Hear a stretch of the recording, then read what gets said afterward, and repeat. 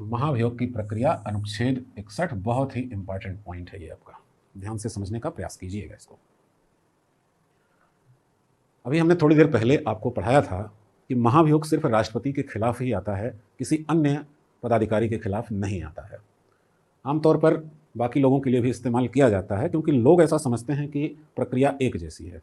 मैं बताना चाहूँगा कि प्रक्रिया में भी अंतर है और वो मैं आपको भी इसको पढ़ाते हुए समझाऊंगा। होता क्या है कि चाहे प्रारंभिक परीक्षा हो, चाहे मुख्य परीक्षा हो, चाहे इंटरव्यू हो, महाभियोग हमेशा एक महत्वपूर्ण टॉपिक रहा है और महाभियोग को अर्ध न्यायिक प्रक्रिया भी कहा जाता रहा है। अर्ध न्यायिक, अर्ध न्यायिक का मतलब न्यायिक कल्प भी होता है। इसका मतलब होता है न्यायिक जैसी प्रक्रिया, यानी एक विधिक प्रक्रिया। और हमेशा ध्यान रहे कि विधिक प्रक्रियाएं एक क्रम में ही चलती हैं, उसके क्रम को आगे पीछे नहीं किया जा सकता, अन्यथा प्रक्रिया गलत मानी जाएगी। जैसे मान लीजिए कि एक व्यक्ति आपको लाठी से मारता है और आप उसके खिलाफ न्यायिक प्रक्रिया चाहते हैं, तो सबसे पहला काम क्या करेंगे? सबसे पहला काम करेंगे कि उसके विरुद्ध पुलिस थाने में एफआईआर दर्ज कराएंगे। फिर पुलिस उसे गिरफ्तार करेगी, फिर न्यायालय में पेश करेगी, फिर न्यायालय सुनवाई करेगा और उसे सज़ा सुनाने के बाद दंडित करेगा। ऐसा नहीं हो सकता कि उस आदमी ने आपको लाठी से मारा तो न्यायालय पहले उसको सज़ा सुना दे और बाद में कभी एफआईआर लिख लेंगे। ऐसा हो सकता है? नहीं। अगर आप उस प्रश्न का इस तरह से जवाब देंगे तो कितना नंबर मिलेगा? 0। और माइनस मार्किंग है तो माइनस में भी जा सकते हैं। यानी वो न्यायिक प्रक्रिया है तो क्रम से ही चलेगा। महाभियोग की प्रक्रिया भी एक न्यायिक प्रक्रिया जैसी ही है, तो महाभियोग लगाने का जो क्रम होता है वो भी निश्चित होना चाहिए। अगर आप उन शर्तों को ऊपर नीचे आगे पीछे कर देंगे तो समझ लीजिए कि वही 0 नंबर या फिर माइनस में आपको मिलने वाला है। संविधान के अनुच्छेद 61 में भी या किसी दूसरी किताब में भी जहाँ भी महाभियोग की प्रक्रिया लिखी गई होती है, वहाँ एक पैराग्राफ में चीज़ें लिखी गई हैं। अगर आप उसको याद कर लेते हैं तो कहीं इंटरव्यू में बताते वक्त या मेंस की परीक्षा में लिखते वक्त या ऑब्जेक्टिव प्रश्न पत्रों में उसका क्रम सेट करने के दौरान आपसे गलती हो सकती है और नंबर आपको 0 मिल सकते हैं। इसलिए हमने महाभियोग समझाने के लिए पैराग्राफ का इस्तेमाल ही नहीं किया, हमने क्रम का इस्तेमाल किया। 1, 2, 3, 4 और 5, यानी किस क्रम में ये प्रक्रिया चलेगी, वही आपको समझना है यहाँ पर। पहला क्या है? संसद के किसी भी सदन में संविधान उल्लंघन का आरोप लगाया जाएगा 1/4 सदस्यों द्वारा। यानी संसद के 2 सदन हैं, लोकसभा या राज्यसभा। तो क्या कहा जा रहा है? किसी भी सदन में, यानी राज्यसभा है तो उसका 1/4, लोकसभा में आरोप लग रहा है तो लोकसभा की सदस्य संख्या का 1/4 आरोप लगाएंगे। आरोप लगाने के बाद, जैसे मान लीजिए 1/4 लोगों ने आरोप लगा दिया, तो इसकी सूचना राष्ट्रपति को भेज दी जाती है ताकि राष्ट्रपति भी अपनी तैयारी कर लें और 14 दिन का मौका दिया जाता है। यानी अगले 14 दिन तक कोई भी कार्रवाई नहीं की जाएगी।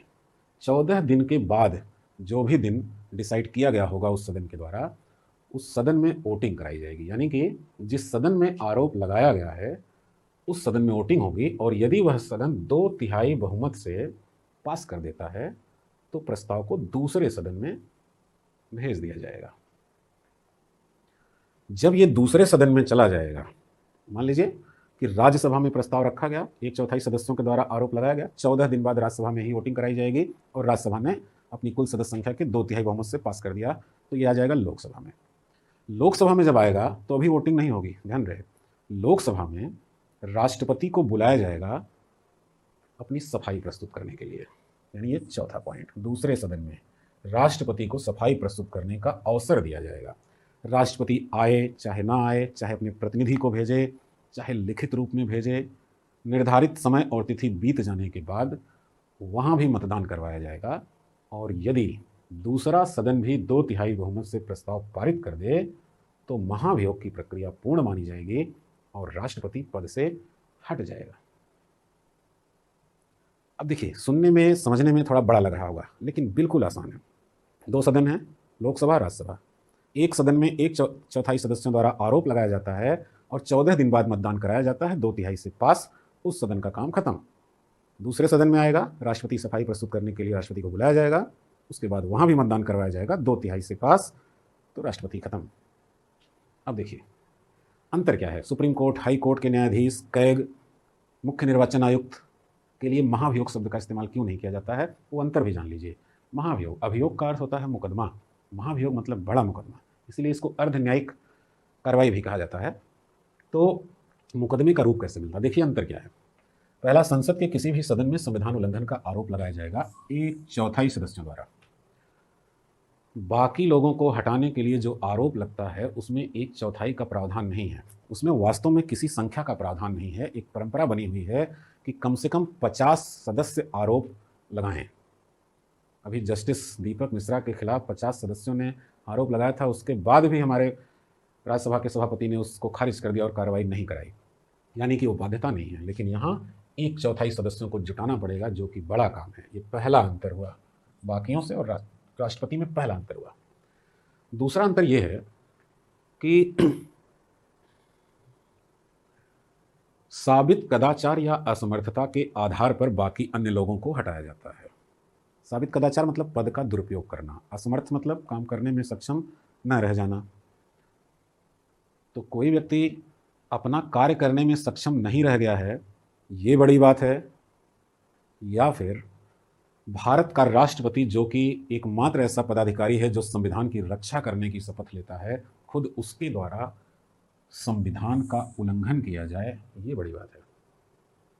तो ये दूसरा अंतर है। तीसरा अंतर यह है कि जब एक सदन से पास होकर के दूसरे सदन में जाता है तो अनिवार्य रूप से राष्ट्रपति को सफाई प्रस्तुत करने के लिए सूचना दी जाती है। वो नहीं आता है अलग बात है, लेकिन सूचना दी जाएगी, मौका दिया जाएगा, और यही मुकदमे का रूप देता है। जब तक दूसरे पक्ष की आप नहीं सुनते हैं तब तक मुकदमा कैसे चल सकता है। यानी एक पक्ष ने तो आरोप लगाया है, दूसरे पक्ष की भी आप सुनिए। बाकी लोगों को सफाई प्रस्तुत करने के लिए बुलाया जाना अनिवार्य नहीं है, सदन की इच्छा है, बुलाना चाहे तो बुलाए, ना बुलाना चाहे तो ना बुलाए। ये तीसरा अंतर हो गया। और चौथा सबसे महत्वपूर्ण अंतर, जिसमें संसद का महत्व दिखाई देता है, कहा गया कि यदि दूसरा सदन भी 2/3 बहुमत से प्रस्ताव पारित कर दे तो महाभियोग की प्रक्रिया पूर्ण मानी जाएगी और राष्ट्रपति पद से हट जाएगा अपने आप। यानी संसद ने पास किया, राष्ट्रपति का पद गया, संसद का महत्व दिख रहा है। बाकियों में क्या था, साबित कदाचार या असमर्थता के आधार पर संसद के दोनों सदनों के 2/3 बहुमत से पारित प्रस्ताव पर राष्ट्रपति द्वारा हटाया जाएगा। यानी कि अभी राष्ट्रपति हटाएंगे तब वो हटेगा, संसद से पारित होने पर नहीं हटा वो, तो वहाँ तो वेट करना है। तो ये 4 अंतर होने के नाते राष्ट्रपति को हटाने की जो प्रक्रिया है वो महाभियोग है, और बाकियों को जो हटाया जाता है वो संसद के प्रस्ताव पर राष्ट्रपति द्वारा हटाया जाता है। हाँ, विकल्प में ना हो तो आप मान सकते हैं कुछ परिस्थितियों में, जैसा कि मैं आपको बता चुका हूँ कि कब कौन सा उत्तर